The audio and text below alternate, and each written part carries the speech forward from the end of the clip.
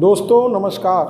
प्रखर आस्था देख रहे हैं आप। मैं हूं विमलेश शुक्ल। निर्बाल्य वार्ता के क्रम में इसको आगे बढ़ाते हुए अब हम चर्चा करेंगे ध्वनि का आत्मविश्वास पर क्या प्रभाव है। इसके पहले हमने आपको मंत्र और ध्वनि के बारे में चर्चा में जो भी हमारे पास जानकारी थी वो आपको दिया। कम से कम शब्दों में बहुत थोड़े समय में जितना संभव हो सकता है उतना हम आपके सामने परोसते हैं। ये बहुत विस्तृत क्षेत्र है, बहुत सारी चीज़ें इसमें समाई हुई हैं और उसके लिए जब मन से कोई तैयार हो जाए तो इसको आगे बढ़ाया जा सकता है। खैर, जितना ज़रूरत है, जितने से जीवन सुधर सकता है, जितने से एक अच्छा और संस्कारित मार्ग मिल सकता है, उतना हम आपके सामने रखने का प्रयास कर रहे हैं। हमारे साथ मौजूद हैं सत्येंद्र नाथ पांडे जी। बहुत सारे विषयों पर इन्होंने गहन अध्ययन किया है, बहुत सारी इन्होंने बहुत नज़दीक से चीज़ों को देखा है और जो जाना है उसी पर नपे तुले शब्दों में नपी तुली बात करते हैं। तो हम आज बात कर रहे हैं ध्वनि का आत्मविश्वास पर क्या प्रभाव पड़ता है। तो स्वागत है हमारे कार्यक्रम में आपका, बहुत बहुत स्वागत है। तो मैं चाहता हूं कि आज जो ये अभी पिछले बार हम लोगों ने ध्वनि पर चर्चा की, तो इस ध्वनि के तो बहुत सारे स्वरूप हैं, सकारात्मक नकारात्मक, लेकिन ये आत्मविश्वास पर इसका क्या प्रभाव है? बिल्कुल। ध्वनि का आत्मविश्वास से बहुत ही सीधा संबंध है जी। जो अव्यवस्थित ध्वनि होती है उससे आत्मविश्वास गिरता है और जो व्यवस्थित ध्वनि होती है उससे आत्मविश्वास बढ़ता है। व्यवस्थित ध्वनि जैसे कि बहुत ही मधुर संगीत जी। यह सब लोगों का अनुभव है कि जब बहुत ही मधुर संगीत वो सुनते हैं जी तो उनका आत्मविश्वास बढ़ता है और उनका मूड अच्छा हो जाता है, उनकी मन स्थिति सकारात्मक हो जाती है, उनके अंदर प्रेम, सद्भाव और आत्मीयता का विकास होता है और एक जो ऐसी भावना विकसित होती है जिसमें उन्हें लगता है कि संसार की वे वस्तुएं जो उन्हें अच्छी नहीं लग रही थी, नीरस लग रही थी, बेजान लग रही थी, उनमें जैसे कि एक आत्मा आ जाती है, एक रस आने लगता है जी। और सब कुछ मित्रवत लगने लगता है। तो संगीत क्या है? संगीत एक तरह की बहुत ही व्यवस्थित ध्वनि रचना है जी। रागों के बारे में हम लोग जानते ही हैं जी। राग हमारे भारतीय शास्त्रीय संगीत के और मूल में हैं जी। और इतने वह व्यवस्थित हैं कि एक सुर भी इधर से उधर लग जाए तो लोग कहते हैं कि नहीं, ये ठीक नहीं है, बेसुरा हो गया। और इस पे बहुत ही प्राचीन काल से काम हुआ है। भारत के मनुष्यों ने बहुत ही काम किया है। पूरा का पूरा सामवेद हमारा जो है वो इसी पे आधारित है, ध्वनि पे ही और संगीत पे। जी हाँ, ध्वनि से ही संगीत है। ध्वनि की एक ऐसी व्यवस्थित रचना जो मन को सकारात्मक रूप प्रदान कर दे, सकारात्मक अवस्था में ले आ दे, वही संगीत होता है जी। तो सकारात्मक ध्वनि से आत्मविश्वास बढ़ता है और नकारात्मक ध्वनि से आत्मविश्वास गिरता है। हम सामान्य वार्तालाप में भी देखते हैं कि जब हम कोई ऐसी बात कहते हैं किसी से जो उसको अच्छी लगे, जो उसके मन को प्रसन्न करे, तो उसका उत्साह बढ़ जाता है जी। और उन्हीं शब्दों का प्रयोग करके हम कोई ऐसी भी बात कह सकते हैं जो उसको निराश कर दे, हताश कर दे। तो ये तो सामान्य जीवन में भी देखा जा सकता है, घटता ही रहता है, नित्य घटता है। बिल्कुल जी। तो हम ध्वनि के संयोजन को जहाँ शब्द न भी हो, जहाँ कोई अर्थ न भी हो, वहाँ भी केवल उन ध्वनियों के संयोजन से ही हम बहुत अच्छा और बहुत खराब प्रभाव उत्पन्न कर सकते हैं जी। कुछ ऐसे भी जिसको कि हम संगीत कहते हैं, हम हालांकि मैं व्यक्तिगत रूप से संगीत नहीं कहूँगा उसे, जब हम सुनते हैं तो हमें बिल्कुल अच्छा नहीं लगता है, लगता है कि कहीं चले जाएं जी। और उसको ना सुने, मन घबराने लगता है, बेचैन होने लगता है। ये ध्वनि के नकारात्मक संयोजन का प्रभाव है हमारे मन पर। और जब यही संयोजन सकारात्मक हो जाता है तो हमारे मन को बहुत ही उल्लास, प्रेम, सौहार्द और आत्मीयता से भर देता है। हमारे मन की सारी व्यथा दूर हो जाती है, निराशा दूर हो जाती है और मन में एक नई आशा और प्रवाह का संचार। तो एक चीज जैसे संगीत तो बड़ी पुरानी परंपरा में रही है। हाँ। इस पे वेद हैं, ऋचाएं हैं, बहुत सारी जगहों पर इसका जिक्र आया है जी, चर्चा हुई है जी। अब एक चीज और, क्या ये जो सकारात्मक पहलू है इसका संगीत का, जो हमारे अंदर मतलब नई ऊर्जा भर देता है जी, हमारे अवचेतन को जागृत कर देता है, सुखद स्थितियां दिखाता है जी, महसूस कराता है, तो ये क्या किसी के जीवन में ऐसा भी, मनुष्य के जीवन में ऐसा भी है कि नकारात्मकता भी वही संगीत पैदा करता हो? नहीं, हमारे विशेष रूप से भारतीय संदर्भों में हम देखें जी, तो जिन रागों की रचना हुई है जी, जैसे उदाहरण के लिए हम राग जय जयवंती को लेते हैं जी, जो शाम में गाया जाता है। ये संध्या काल का राग है और यह ऐसा राग है जो किसी भी मनुष्य के मन में नकारात्मकता नहीं उत्पन्न करता है। जी, जैसे राग मालकौंस है, जी, इसमें वो प्रसिद्ध भजन है मन तरपत हरि दर्शन को आज।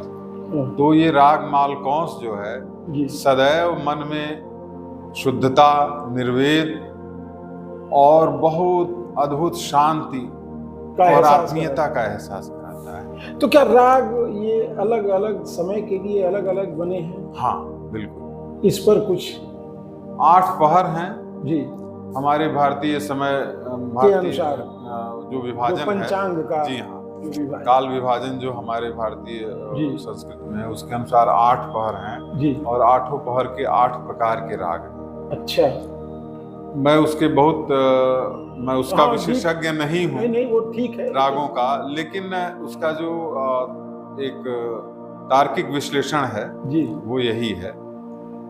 मोटी मोटा आप देखें राग भैरवी है जो प्रातः काल का राग है जी। राग जय जयवंती जो है सायंकाल का राग है। ऐसे मध्याह्न का, तीसरे पहर का, दूसरे, ये राग यमन है, वह रात का राग है जी।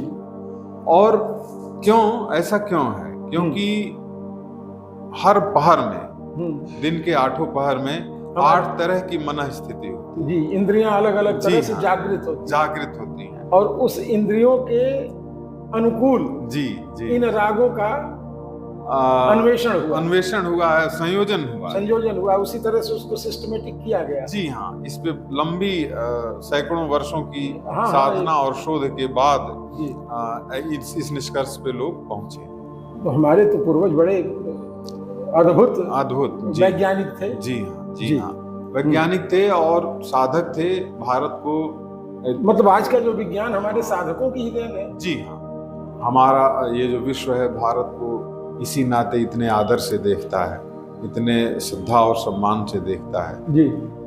वह हमारी इन्हीं खोजों, इन्हीं तपस्याओं और मनीषियों के इन्हीं कार्यों के लिए हमें आदर देता है और इसी के आधार पे वो आगे भी बढ़ रहे हैं। हाँ, उनके बहुत सारे कार्यक्रम इसी पे आधारित है। बिल्कुल। तो ये तो ठीक है कि राग 8 हैं और ये हमारे जीवन को शुरू से ही सकारात्मकता ही पैदा करने के लिए बिल्कुल बनाए गए। सकारात्मकता, शांति और एक आंतरिक सुरक्षा का एहसास जी, ये 3 चीजें हमें रागों से प्राप्त होती हैं जी।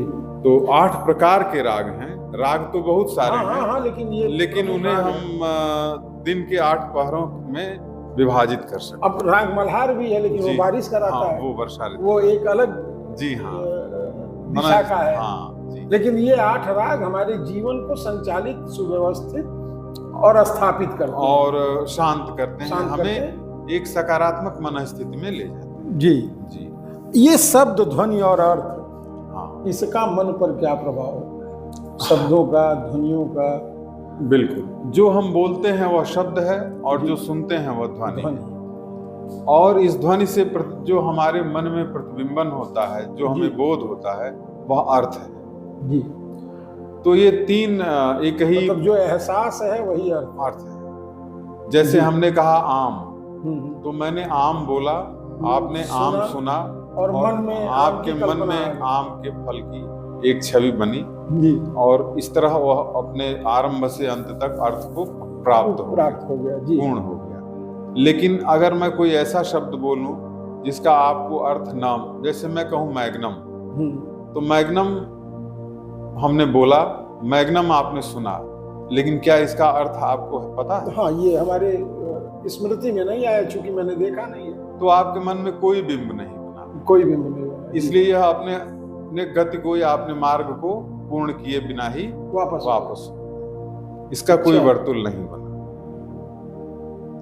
तो ये तो सबके जीवन में अलग अलग है। बिल्कुल, बहुत सारे लोग हैं जिनको आम की अनुभूति नहीं है, आम नहीं देखा है, तो उनके लिए मैग्नम ही आम भी हो जाएगा। जी हाँ। तो इस पे कुछ प्रकाश। बिल्कुल, मैं अपनी वार्ता को पुनः, जैसा कि हम ध्यान पे ही चर्चा कर रहे हैं पिछले कई एपिसोड से, पिछली कई हमारी जो बैठकें हैं, तो मैं अपनी इस बात को भी ध्यान पे ही ले जाकर समाप्त करूंगा और उसी को हम विस्तार देंगे। ठीक। तो और मंत्रों पर भी हम अभी चर्चा करेंगे, मंत्रों का मूल क्या है, उसी के डिटेल में हम ये बातें कर रहे हैं, कहाँ से मंत्र वास्तव में उत्पन्न हुए जी। तो शब्द, ध्वनि और अर्थ जी, ये एक पूरी प्रक्रिया के 3 उपांग हैं जी, 3 उपांग हैं। इन 3 उपांगों से ये पूरा अंग बनता है जी, बोलना और समझना। तो जिन ध्वनियों को हम समझते हैं जी, वही हमारे मन को प्रभावित कर सकते हैं जी। जिन ध्वनियों को हम नहीं समझते हैं वो हमारे मन को प्रभावित, या तो हमारे मन को प्रभावित नहीं करेंगी या उसको बेचैन करेंगी, अव्यवस्थित करेंगी और विचलित करेंगी। तो अब आइए हम देखते हैं कि इन्हीं अर्थों के जी, वर्णानाम, गोस्वामी जी कहते हैं वर्णानाम अर्थ संज्ञानाम रसानाम छंद सामपि या मंगलानाम चकर्तारो वंदे वाणी विनायक। तो अर्थ, शब्द, ध्वनि और अर्थ, ये तीन स्तर हैं, 3 चरण हैं किसी भी चीज को समझने के लिए कही हुई बात। तो शब्द हमारे ऊपर सकारात्मक असर भी डालते हैं और नकारात्मक असर भी डालते हैं। इन 2 बातों पे मैं थोड़ा सा बात करना चाहूँगा। बहुत सारी हमारी ऐसी स्मृतियां हैं जी, जिसमें हमने शब्दों को सुना और हमें बहुत अच्छी अनुभूति हुई जी, हमें प्रेम मिला उन शब्दों से, हमें प्रोत्साहन मिला, हमें सुरक्षा का एहसास हुआ, हमें संगीत का अनुभव हुआ, हमें शांति मिली और हमें जीवन धन्य महसूस हुआ जी। ये एक स्मृति है, स्मृतियों का एक खंड है जी। स्मृतियों का दूसरा खंड ये भी है जिसमें बहुत सारे ऐसे शब्द हैं जिनको हमने सुना और हमें भय लगा, हमें निराशा हुई, हमें क्रोध आया, हमें असुरक्षा की भावना महसूस हुई जी, और हमें मृत्यु का भी भय महसूस हुआ। तो ये स्मृतियों का एक दूसरा खंड है और ये भी शब्दों के ही, ध्वनियों के ही संयोजन से बना हुआ है जी। तो जब हमें पुनः इन शब्दों का अनुभव होता है या इन ध्वनियों को सुनते हैं, तो वो ध्वनि यदि उस हिस्से से आती है जिन्होंने हमें परेशान किया, हमें बेचैन किया और डराया, तो तत्काल हमारा सारा आत्मविश्वास, सारी ऊर्जा और सारी प्रसन्नता गायब हो जाती है, खत्म हो जाती है। हम तत्काल सतर्क हो जाते हैं और अपनी सुरक्षा के लिए चिंतित हो जाते हैं। जैसे सर्प एक शब्द है जी। सर्प एक ऐसा शब्द है जिसको सुन करके ही रूह कांप जाए। हाँ, लोग डर जाते हैं, तुरंत सतर्क हो जाते हैं और सारे मनुष्य सतर्क हो जाएंगे, क्योंकि सारे मनुष्यों को सर्प से खतरा होता है। और मिठाई एक शब्द है। हाँ, वो सुनते ही मुंह में मिठास आ जाती है। जी हाँ, मिठास आ जाती है और उससे लोगों में प्रसन्नता कि बैठिए, अभी आपको हम मीठा ले आते हैं, खिलाते हैं। तो एक इंतजार का भी आनंद तो होगा। एक वह जो प्रतीक्षा है वो आनंदमय प्रतीक्षा हो जाती है। जी, दोनों का दो प्रभाव है और इसका बड़ा व्यापक उपयोग हुआ है मनोविज्ञान के क्षेत्र में जी, बड़े ही प्राचीन काल से। सिगमंड फ्रायड ने जब इसके प्रभाव की खोज की थी, वो वियना में रहते थे और उन्होंने उनके संपर्क में एक ऐसा समूह आया था जो कुछ शब्दों का उच्चारण करता था जी, और एक लड़की या एक महिला थी जो तुरंत बेहोश हो जाती थी। तो उनको लगा कि ये जादू है जी, और इसको वो समझ नहीं पा रहे थे। मनोविज्ञान पर उन्होंने बहुत, माने उनका बड़ा काम है, ये तो विश्वविख्यात है, उन्होंने बहुत ही काम किया है, लेकिन उन्होंने ये सोचा कि ऐसा कैसे होता है। जी, तब उन्होंने शब्दों, ध्वनियों और उसके अर्थ पे शोध करना आरंभ किया। अच्छा। और करते करते करते वो इस निष्कर्ष पे पहुंचे कि यदि किसी शब्द से व्यक्ति मृत्यु का भय अनुभव किया हुआ है, जी, डरा है उससे, उसके उच्चारण से लगा है कि वो मार डाला जाएगा और किसी तरह से उसकी जान बची है, तो एक विशेष परिस्थिति में अचानक उस शब्द का उच्चारण कर दिया जाए तो उसका इतना बड़ा दुष्प्रभाव हो सकता है उस व्यक्ति के ऊपर। हाँ, कि वो किसी भी परिस्थिति में बिल्कुल बेहोश तक हो जाएगा। अच्छा। जी हाँ, इस प्रभाव को उन्होंने अपनी आंखों से देखा था और उन्होंने सम्मोहन के बारे में जो कुछ लिखा है अपने शोध में और अपने ग्रंथों में, उन ग्रंथों में उन जगहों पर उन्होंने इसे पोस्ट हिप्नोटिक सजेशन का नाम दिया। अच्छा। सम्मोहन पश्चात सुझाव, यानी किसी एक शब्द से व्यक्ति इतना सम्मोहित हो गया, उसकी पूरी चेतना उस पर इतनी केंद्रित हो गई है, उसी शब्द पे, उसके अर्थ पर, कि वर्षों बाद भी यदि उस शब्द का कहीं उच्चारण होता है तो वो तत्काल बिल्कुल पूर्णतः उसके अर्थ की गिरफ्त में आ जाता है और अपने आसपास को भूल करके पूर्णतः भय के आगोश में समा जाता है। तो ये उनके जीवन की एक बहुत बड़ी खोज थी। तो पोस्ट हिप्नोटिक सजेशन की जो खोज थी, ये इसका जिक्र मैं यहाँ इसलिए कर रहा हूँ कि इसी से हम मंत्रों की उस शक्ति को भी समझ सकते हैं जो हमको सकारात्मक दिशा में। हाँ, बिल्कुल। हाँ, वो इस तरह से वो जो मंत्र आएंगे वो विस्फोट होगा, जागृति आ जाएगी, चैतन्य हो जाएगा, वो एक पूर्ण नकारात्मक अवस्था में ले जाता है और ये पूर्ण सकारात्मक अवस्था। ये मंत्रों का प्रभाव क्या, मैंने ये पूरा जो खाका खींचा। हाँ, ये आकर के बहुत सही जी और अनुभूति की चीज को बता रहा है जी, बशर्ते इसका प्रयोग सकारात्मक और सही तरीके से हो। तो ये कोई आज की बात नहीं है। जब इसके इतिहास में फ्रायड गए तो उन्होंने पाया कि बिना किसी शास्त्रीय अध्ययन के या बिना किसी सुव्यवस्थित इसकी संरचना के प्राचीन काल से ही मनुष्य इसका उपयोग करता चला आ रहा है, जाने अनजाने। इसका सरल उदाहरण ये देखिए कि जैसे मान लीजिए आपको सब लोग ये जान रहे हैं कि कोई नशा नहीं करते हैं जी, आप विख्यात हैं कि ना ये मांस खाते हैं ना ये नशा करते हैं और ये पंडित जी बड़े सात्विक हैं जी, संसार तो ये जान रहा है जी। लेकिन आज आप छुप छुप के नशा करते हैं, मान लीजिए सिगरेट पीते हैं और कोई इस बात को नहीं जान रहा।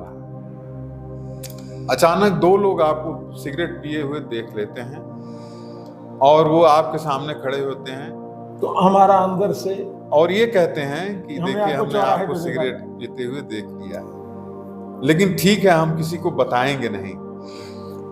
अब क्या होता है कि बात आई गई हो जाती है। अब आपके मन में ये बात बैठ गई कि 2 आदमी जानते हैं कि मैं सिगरेट पीता हूँ, जो हमारे संपर्क में है, और खटका भी बन गया कि ये अगर कहीं बता दिए तो और लोग जान जाएंगे, तो मेरी सारी प्रतिष्ठा धूल में मिल जाएगी। अब वहां पे आपके मन की एक ऊर्जा का एक बहुत बड़ा हिस्सा इस अर्थ के, इस स्मृति के किनारे किनारे इकट्ठा हो गया। अब आप इसको सोचेंगे कि इससे कैसे बचा जाए, क्या किया जाए, और ये भी होता है कि वो आपको ब्लैकमेल भी कर लें। बहुत सारी घटनाएं संभव हैं। आप अचानक सदाचार पे भाषण दे रहे हो कहीं जी, लोगों को ये सिखा रहे हो कि नशा नहीं करना चाहिए, नशे से नुकसान होता है, और बहुत अच्छा अनुभव कर रहे हैं, लोग आपकी जय जयकार कर रहे हैं। सहसा वो दोनों आदमी आके आपके सामने खड़े हो जाते हैं उसी महफिल में। तो फिर तो आत्मा हिल जाएगी। आपकी क्या स्थिति होगी? आप सन्न रह जाएंगे, ये क्यों आ गया, स्तंभित रह जाएंगे, कुछ कह न दे। कहीं ऐसा न हो ओहो अब तो मेरी पोल खुल जाएगी और ये सारी प्रतिष्ठा धूल में मिल जाएगी। तो उस समय ये भी हो सकता है कि आपकी चेतना गायब हो जाए, आप बेहोश हो जाएं, कुछ भी हो सकता है, वो शॉकिंग हो सकता है। इसी चीज को फ्रायड ने अपने जीवन में महसूस किया था। कुछ हंगेरियन लोग थे जी, जो एक ग्रुप चला रहे थे, कुछ आंदोलन करने वाले लोग थे। उनमें एक महिला थी जिसके साथ वो लोग ऐसा करते थे। वो एक अलग कथा है। तो ये आप देख सकते हैं, ये सामान्य प्रत्यक्ष है, प्रत्यक्ष कहीं दिख जाएगा। आप देखते हैं कि किसी के बारे में एनालिसिस करें तो ये परिस्थितियां सामने दिख जाएंगी। लोग ब्लैकमेल होते हैं इसीलिए, हाँ, इसी बात को छुपाने के लिए। तो ये सब कुछ पोस्ट हिप्नोटिक सजेशन, इन सारी चीजों को उसने पोस्ट हिप्नोटिक सजेशन कहा। और जो खोज उन्होंने की, ये मन की इस व्यवस्था की, इसी व्यवस्था के सकारात्मक पक्ष का उपयोग करके महर्षियों ने, मनीषियों ने मंत्रों का आविष्कार किया, और उन मंत्रों से बड़ी बड़ी मानसिक और शारीरिक व्याधियों का निराकरण आज भी हो रहा है। आज भी इसमें कतई संदेह नहीं। अब चूंकि हमारा वो तरीका नहीं रहा जी, जिस तरीके से इन मंत्रों का जो अन्वेषण किए, जिन्होंने खोज की जी, जिन्होंने इसको परखा और जो विधि बनाई जी, वो विधि हम धीरे धीरे छोड़ रहे हाँ। हैं। अन्यथा मंत्रों में तो मेरे ख्याल से कतई कोई संदेह की गुंजाइश संदेह नहीं है। यदि उसका सही से हम प्रयोग करें, वो बुलेट है तो है, बिल्कुल है, बिल्कुल उसका लाभ होना है। वो फायर करने वाली पिन जंग खा, हाँ, जंग खाएगी। अब वो बारूद भी उसका सही है। और सिस्टम को फिर से ठीक ठाक करना है, सिस्टम को फिर से ठीक करना पड़ेगा। जी हाँ। तो एक तो ये हुआ। अब इसके अलावा जैसे मंत्र में ही और क्या किया जा सकता है, साधक भी बहुत जानना चाहते हैं। सबसे पहले तो हम ये जाने जी कि मंत्र ध्वनि पे आधारित है। तो ये तो ध्वनि से ही मंत्र है, ये ध्वनि ही उसका मूल है जी। बहुत बार यह सुनने में आता है कि मंत्रों को जपते समय ध्वनि ना की जाए। हाँ, लोग कहते हैं कि मुंह में ही ओठ बंद करके उसको जपा जाए। जी, ये थोड़ा सा मैं इस पे कहना चाहूंगा जी। एक तो ये बड़ी बाद की अवस्था है, जबकि जो अजपा स्थिति है वह बहुत बाद में हमें प्राप्त होती है। मतलब ये साधक के लिए बहुत लंबी ऊंची प्रक्रिया, ऊंची अवस्था। ये सबके लिए नहीं है जपा? नहीं, ये आरंभ करने वालों के लिए बिल्कुल नहीं है जी। जो लोग मंत्र के जप का आरंभ करना चाहते हैं जी, उनके लिए अनिवार्यतः ध्वनि के साथ ही जप करना जो है आवश्यक है, पहली बात। दूसरी बात यह है कि ये जो मुंह के अंदर ही जप करने वाली स्थिति है, ये व्यक्तिगत जप के लिए है। यानी जब आप स्वयं के लिए जप कर रहे हैं, अपने अंदर के ईश्वर को सुनाना स्वयं को, तो उसमें ध्वनि ना भी करें तो वो जब आप करेंगे तो मन में भी एक ध्वनि उत्पन्न होती है जो बारंबार रिपीट होती रहेगी।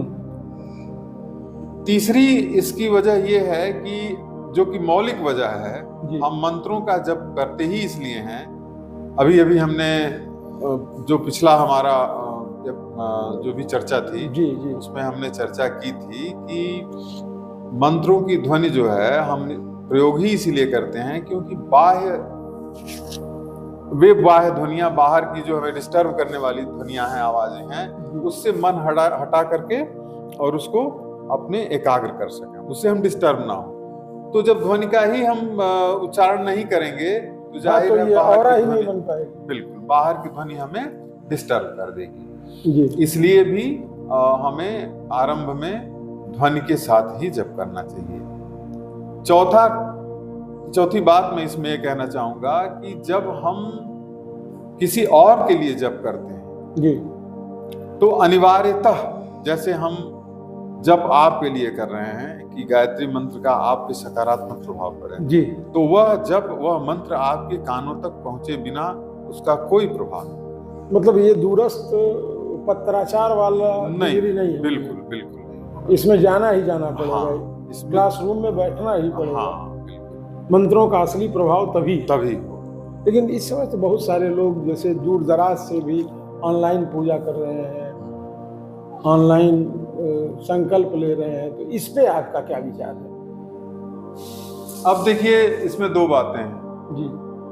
पहली बात तो साधक की ऊर्जा यदि इतनी अधिक है कि वो ब्रह्मांड के जो कॉस्मिक वाइब्रेशन है, स्पंदन है, जो ब्रह्मांडीय स्पंदन है, उसके तारतम्य को उसने पा लिया है, ये तो बड़ा, उसको वो समझ गया है। तो ऐसे लोग हैं, लेकिन हमसे मिलना दुर्लभ है। बिल्कुल, तो वो कहीं से भी प्रभावित कर सकता है, वो तो अलग चीज है, लेकिन जो सामान्य रूप से, लेकिन जो व्याप्त है समाज में, बिल्कुल सामान्य लोग हैं, उनके लिए तो अनिवार्य है कि उनकी आवाज, उनकी ध्वनि जिसके लिए वो जप कर रहे हैं उसके कान में पहुंचे। बहुत लोग हैं जैसे बॉम्बे में बीमार हैं, हाँ, तो पता चल रहा पटना में पूजा हो रही है, या किसी बड़े तीर्थ में बैठे हुए पंडित पुरोहित हैं, तो कहते हैं आप कहीं रहिए, अमेरिका रहिए, आपकी पूजा मैं यहाँ करवा दूंगा।